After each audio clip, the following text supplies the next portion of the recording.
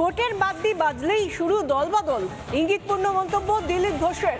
খেলায় যেমন দলবদল হয় তেমনি অবস্থা বঙ্গ রাজনীতির। নির্বাচনী প্রচার শুরু হলেই দলবদল হবে, মন্তব্য বিজেপি সাংসদ দিলীপ ঘোষের।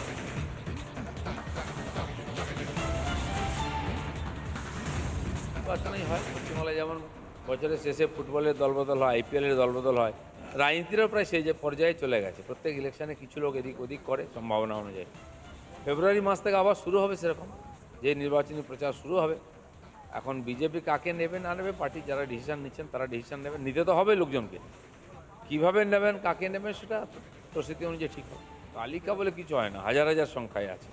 একবারে বুথ স্তর থেকে উপরের স্তর পর্যন্ত নির্বাচন ঘোষণা হয়ে গেলে দেখতে পাবে।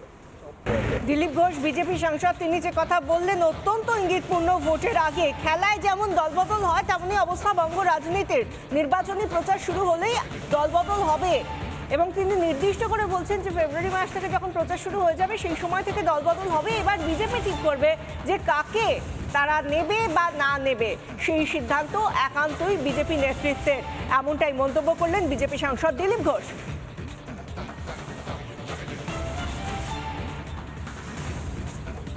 ভোটের বাদ্যি বাজলেই শুরু হয় দলবদল, ইঙ্গিতপূর্ণ মন্তব্য দিলীপ ঘোষের। খেলায় যেমন দলবদল হয় তেমনই অবস্থা বঙ্গ রাজনীতির। এবং এক্ষেত্রে তিনি আইপিএল এর প্রসঙ্গ তুলে আনলেন যে এক দল থেকে অন্য দলে গিয়ে খেলছেন এক একজন খেলোয়াড়, এবং বঙ্গ রাজনীতির অবস্থাও সেরকম বলছেন দিলীপ ঘোষ।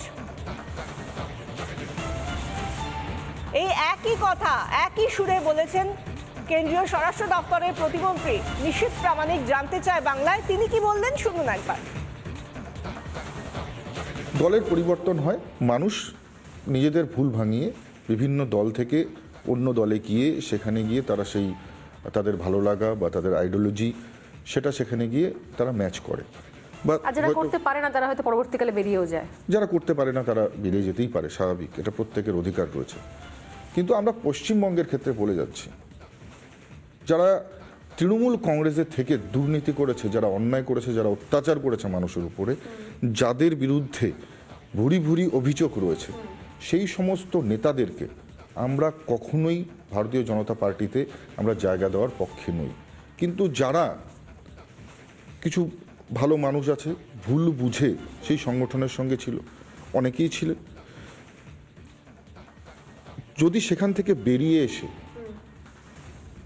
তারা ভারতীয় জনতা পার্টির আইডিওলজিকে আপন করে নিতে চায়, নিশ্চিতভাবে তাদের জন্য আমরা সবসময় স্বাগতম জানাবো।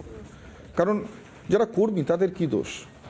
আজকে যারা প্রতারিত হয়েছে, যারা আজকে পশ্চিমবাংলায় তৃণমূল কংগ্রেসের যে কর্মীরা আজকে তারা হয়তো কিছুই জানে না, কিন্তু এই যে তাদের সরকার, তাদের নেতৃত্বরা এই ধরনের কাজ করেছে, যারা চাকরি চুরি থেকে শুরু করে কয়লা চুরি থেকে শুরু করে বালি চুরি সব কিছুর সঙ্গে যুক্ত, তাহলে কোথাও না কোথাও গিয়ে এই দোষের ভাগ একেবারেই তো স্বাভাবিকভাবে সেই যারা ইনোসেন্ট কর্মী রয়েছে তারা যদি তাদের ভুল ভাঙিয়ে ভারতীয় জনতা পার্টিতে আসতে চায়, নিশ্চিতভাবে ভারতীয় জনতা পার্টির দরজা তাদের